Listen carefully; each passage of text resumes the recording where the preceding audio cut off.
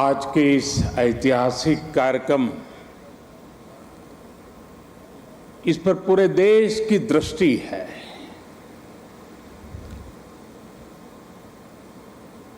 सभी देशवासी इस समय इस कार्यक्रम से जुड़े हुए हैं। मैं इस ऐतिहासिक क्षण के साक्षी बन रहे सभी देशवासियों का हृदय से स्वागत करता हूं, अभिनंदन करता हूं। इस ऐतिहासिक क्षण में मेरे साथ मंत्रिमंडल के मेरे साथी श्री हरदीप पुरी जी, किशन रेड्डी जी, अर्जुन राम मेघवाल जी, मीनाक्षी लेखी जी, कौशल किशोर जी आज मेरे साथ मंच पर उपस्थित हैं। देश के अनेक गणमान्य अतिथिगण वे भी आज यहां उपस्थित हैं। साथियों, आजादी के अमृत महोत्सव में देश को आज एक नई प्रेरणा मिली है, नई ऊर्जा मिली है। आज हम गुजरे हुए कल को छोड़कर आने वाले कल की तस्वीर में नए रंग भर रहे हैं। आज जो हर तरफ ये नई आभा दिख रही है, वो नए भारत के आत्मविश्वास की आभा है। गुलामी का प्रतीक किंग्स वे यानी राजपथ आज से इतिहास की बात हो गया है, हमेशा के लिए मिट गया है। आज कर्तव्य पथ के रूप में नए इतिहास का सृजन हुआ है। मैं सभी देशवासियों को आजादी के इस अमृत काल में गुलामी की एक और पहचान से मुक्ति के लिए बहुत बहुत बधाई देता हूं। साथियों, आज इंडिया गेट के समीप हमारे राष्ट्र नायक नेताजी सुभाष चंद्र बोस की विशाल प्रतिमा भी, मूर्ति भी स्थापित हुई है। गुलामी के समय यहां ब्रिटिश राज सत्ता के प्रतिनिधि की प्रतिमा लगी हुई थी। आज देश ने उसी स्थान पर नेताजी की मूर्ति की स्थापना करके आधुनिक और सशक्त भारत की प्राण प्रतिष्ठा भी कर दी है। वाकई ये अवसर ऐतिहासिक है, ये अवसर अभूतपूर्व है। हम सभी का सौभाग्य है कि हम आज का ये दिन देख रहे हैं, इसके साक्षी बन रहे हैं। साथियों, सुभाष चंद्र बोस ऐसे महामानव थे जो पद और संसाधनों की चुनौती से परे थे। उनकी स्वीकार्यता ऐसी थी कि पूरा विश्व उन्हें नेता मानता था। उनमें साहस था, स्वाभिमान था, उनके पास विचार थे, विजन था, उनके नेतृत्व की क्षमता थी, नीतियां थी। नेताजी सुभाष कहा करते थे, भारत वो देश नहीं जो अपने गौरवमयी इतिहास को भुला दे। भारत का गौरवमयी इतिहास हर भारतीय के खून में है, उसकी परंपराओं में है। नेताजी सुभाष भारत की विरासत पर गर्व करते थे और भारत को जल्द से जल्द आधुनिक भी बनाना चाहते थे।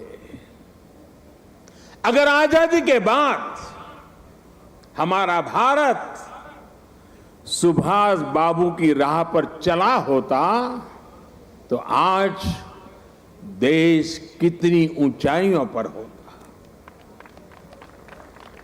लेकिन दुर्भाग्य से आजादी के बाद हमारे इस महान नायक को भुला दिया गया, उनके विचारों को, उनसे जुड़े प्रतीकों तक को नजरअंदाज कर दिया गया। सुभाष बाबू के 125वें जयंती वर्ष के आयोजन के अवसर पर मुझे कोलकाता में उनके घर जाने का सौभाग्य मिला था। नेताजी से जुड़े स्थान पर उनकी जो अनंत ऊर्जा थी, मैंने उसे महसूस किया। आज देश का प्रयास है कि नेताजी की वो ऊर्जा देश का पथ प्रदर्शन करे। कर्तव्य पथ पर नेताजी की प्रतिभा इसका माध्यम बनेगी। देश की नीतियों और निर्णयों में सुभाष बाबू की छाप रहे, ये प्रतिमा इसके लिए प्रेरणा स्रोत बनेगी।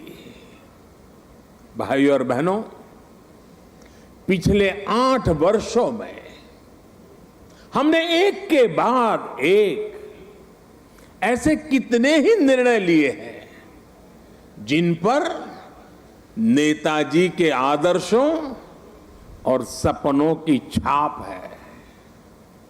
नेताजी सुभाष अखंड भारत के पहले प्रधान थे जिन्होंने 1947 से भी पहले अंडमान को आजाद कराकर तिरंगा फहराया था।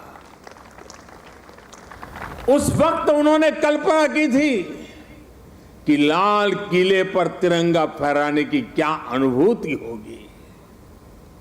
इस अनुभूति का साक्षात्कार मैंने स्वयं किया जब मुझे आजाद हिंद सरकार के 75 वर्ष होने पर लाल किले पर तिरंगा फहराने का सौभाग्य मिला।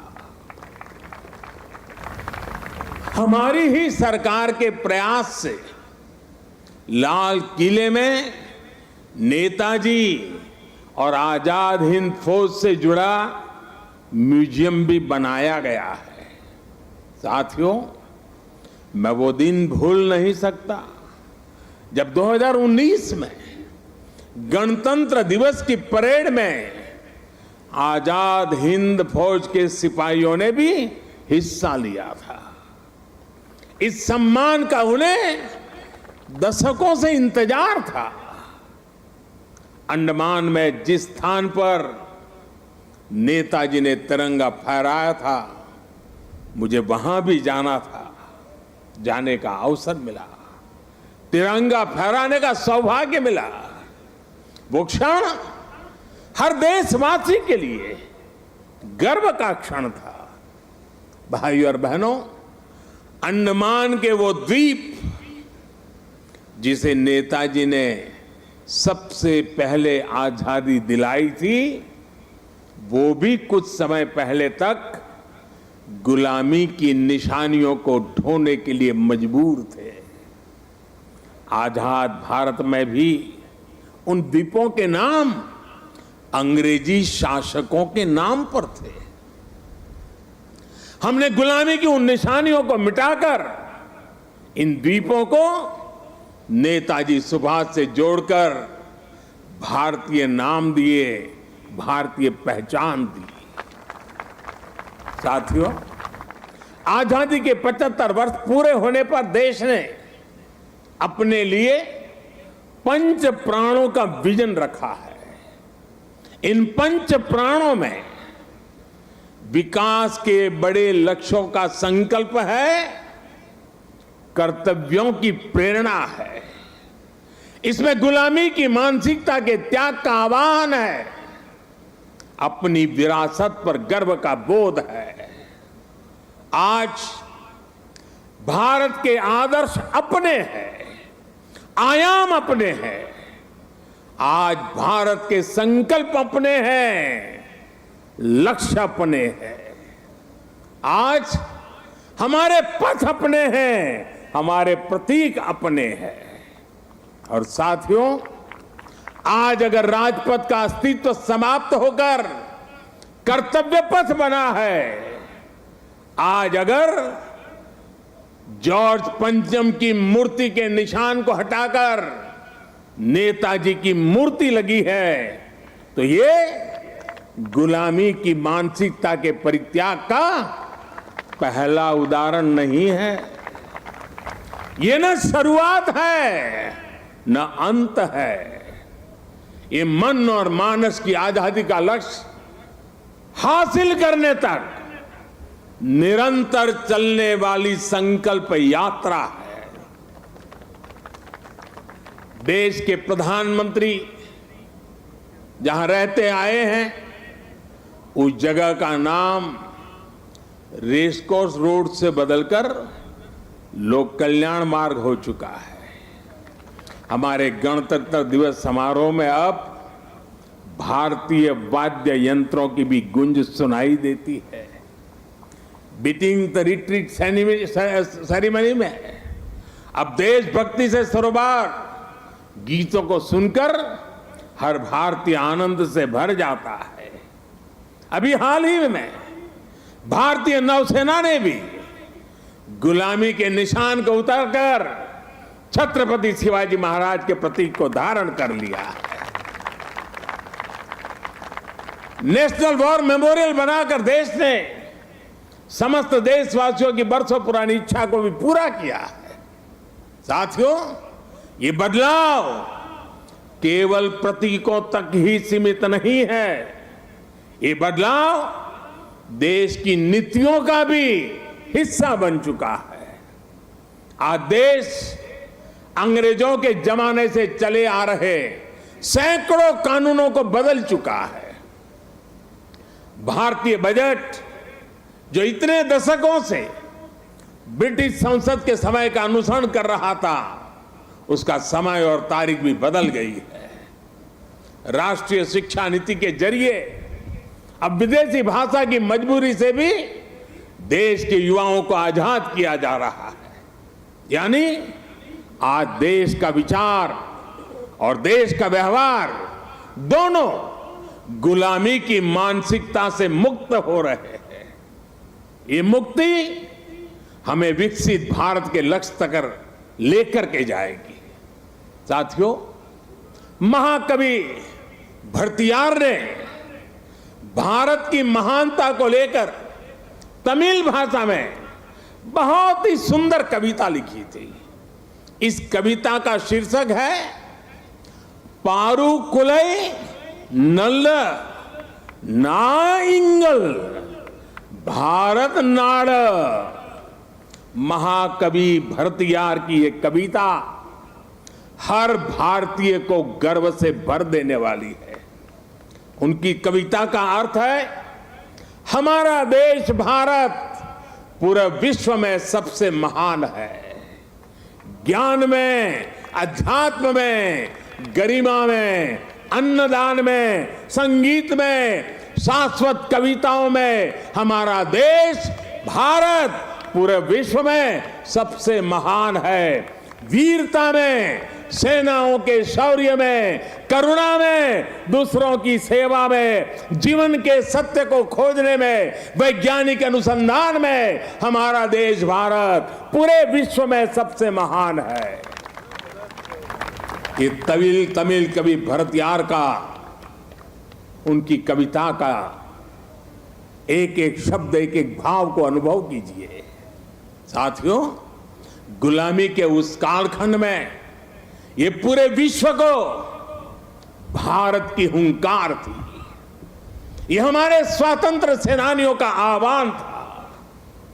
जिस भारत का वर्णन भरतियार ने अपनी कविता में किया है, हमें उस सर्वश्रेष्ठ भारत का निर्माण करके ही रहना है। और इसका रास्ता इस कर्तव्य पथ से ही जाता है। साथियों, कर्तव्य पथ केवल ईंट पत्थरों का रास्ता भर नहीं है।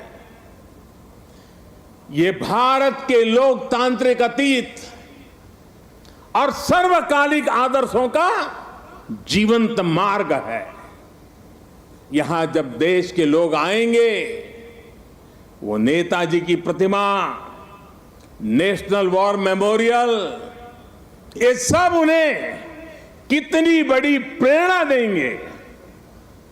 उन्हें कर्तव्य बोध से ओतप्रोत करेंगे। इसी स्थान पर देश की सरकार काम कर रही है।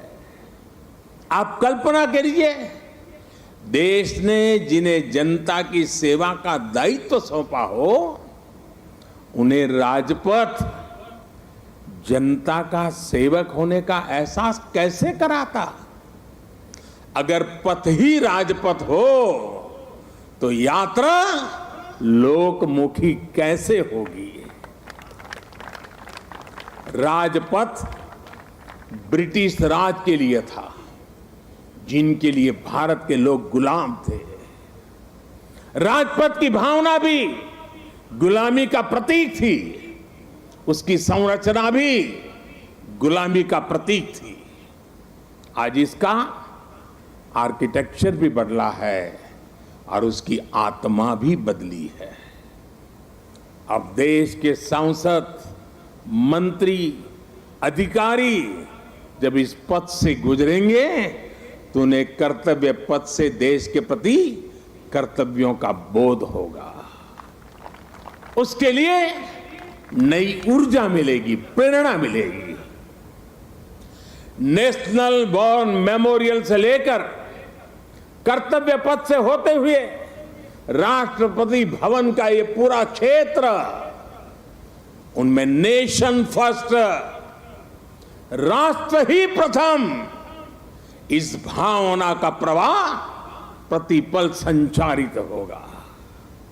साथियों, आज के इस अवसर पर मैं अपने उन श्रमिक साथियों का विशेष आभार व्यक्त करना चाहता हूं, जिन्होंने कर्तव्य पथ को केवल बनाया ही नहीं है, बल्कि अपने श्रम की पराकाष्ठा से देश को कर्तव्य पथ दिखाया भी है। मुझे अभी उन श्रमजीवियों से मुलाकात का भी अवसर मिला। उनसे बात करते समय मैं महसूस कर रहा था कि देश के गरीब, मजदूर और सामान्य मानवी के भीतर भारत का कितना भव्य सपना बसा हुआ है। अपना पसीना बहाते समय वो उसी सपने को सजीव कर देते हैं। और आज जब मैं इस अवसर पर मैं उन हर गरीब मजदूर को भी देश की तरफ से धन्यवाद करता हूं, उनका अभिनंदन करता हूं, जो देश के अभूतपूर्व विकास को ये हमारे श्रमिक भाई गति दे रहे हैं। और जब मैं आज इन श्रमिक भाई बहनों से मिला तो मैंने उनसे कहा है कि इस बार 26 जनवरी को जिन्होंने यहां पर काम किया है, जो श्रमिक भाई है, वो परिवार के साथ मेरे विशेष अतिथि रहेंगे 26 जनवरी के कार्यक्रम।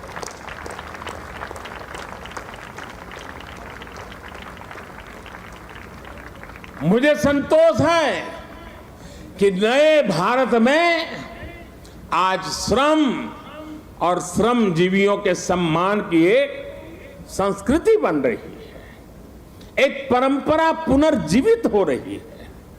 और साथियों, जब नीतियों में संवेदनशीलता आती है तो निर्णय भी उतने ही संवेदनशील होते चले जाते हैं।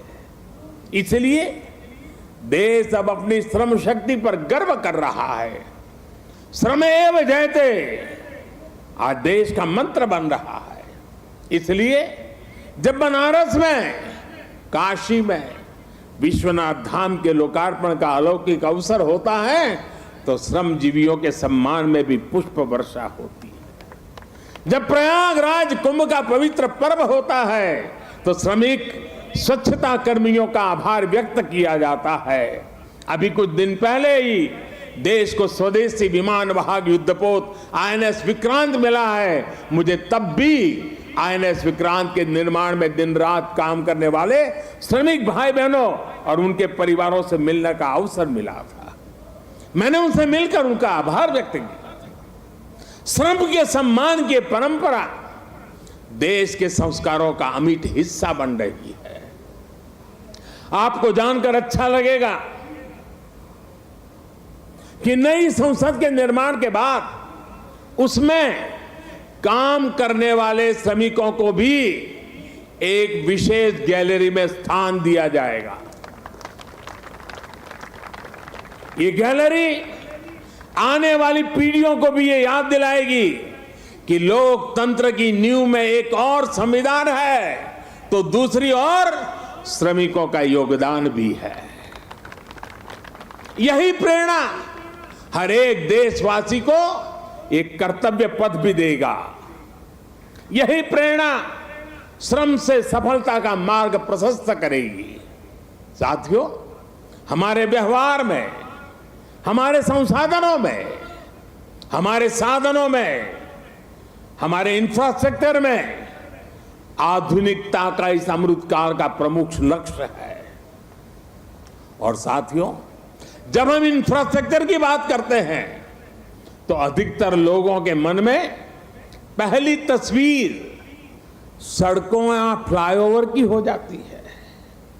लेकिन आधुनिक होते भारत में इंफ्रास्ट्रक्चर का विस्तार उससे भी बहुत बड़ा है, उसके बहुत पहलू है।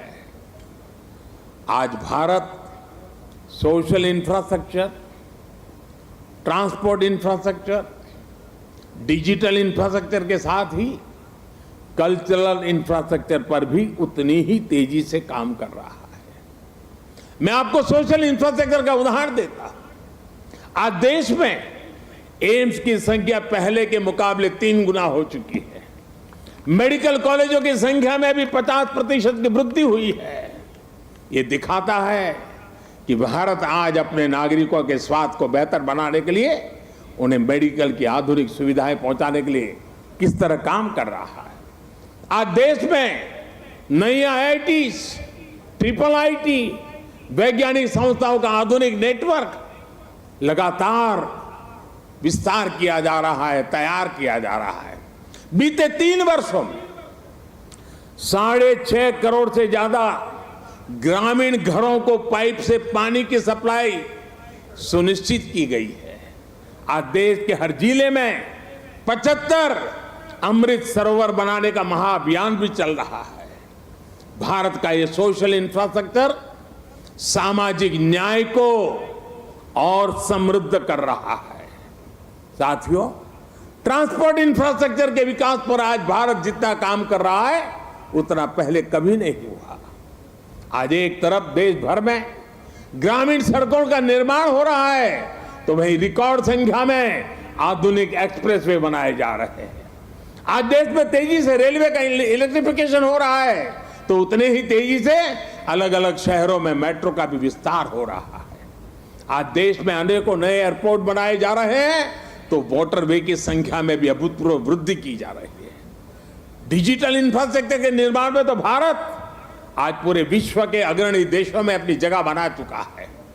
1.5 लाख से ज्यादा पंचायतों तक ऑप्टिकल फाइबर पहुंचाना हो, डिजिटल पेमेंट के नए रिकॉर्ड हो, भारत की डिजिटल प्रगति की चर्चा पूरी दुनिया में हो रही है।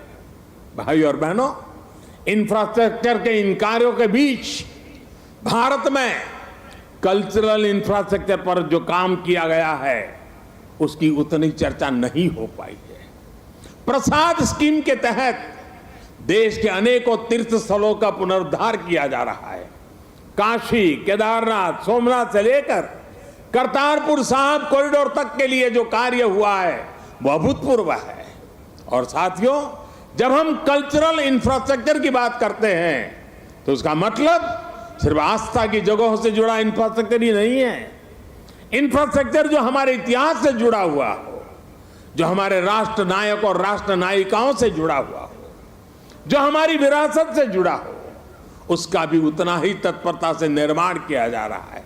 सरदार पटेल की स्टैच्यू ऑफ यूनिटी हो या फिर आदिवासी स्वतंत्रता सेनानियों को समर्पित म्यूजियम, पीएम म्यूजियम हो या फिर बाबा Saheb Ambedkar memorial, national war memorial हो या फिर नेशनल पुलिस मेमोरियल, ये कल्चरल इंफ्रास्ट्रक्चर के उदाहरण है। ये परिभाषित करते हैं कि एक राष्ट्र के तौर पर हमारी संस्कृति क्या है, हमारे मूल्य क्या है और कैसे हम इन्हें सहज रहे हैं। एक आकांक्षी Bharat social infrastructure, transport infrastructure, digital infrastructure के साथ ही कल्चरल इंफ्रास्ट्रक्चर को गति देते हुए तेज प्रगति कर सकता है।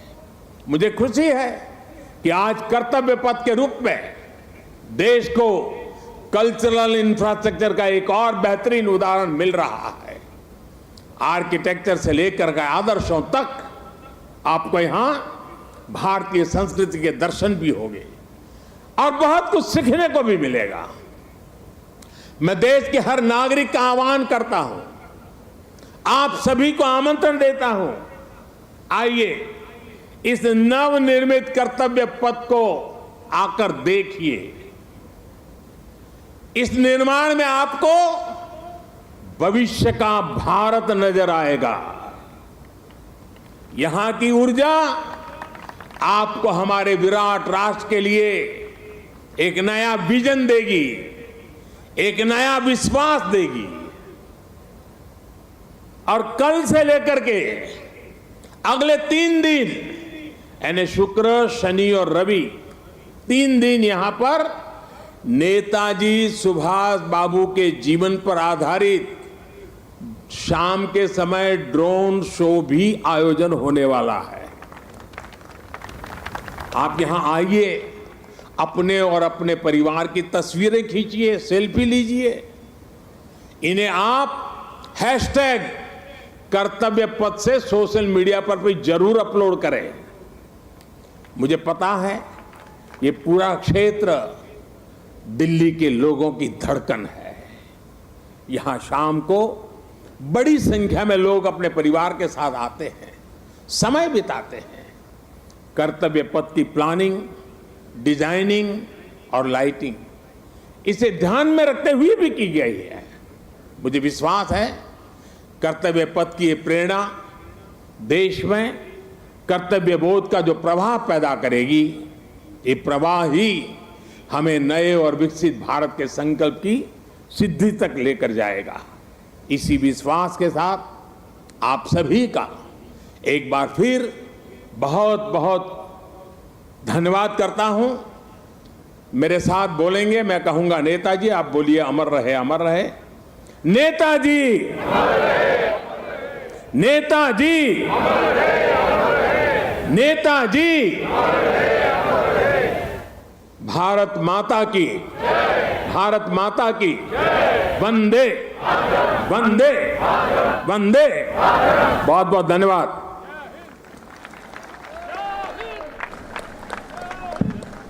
आपके प्रेरणादायक उद्बोधन के लिए हृदय से आभार महोदय।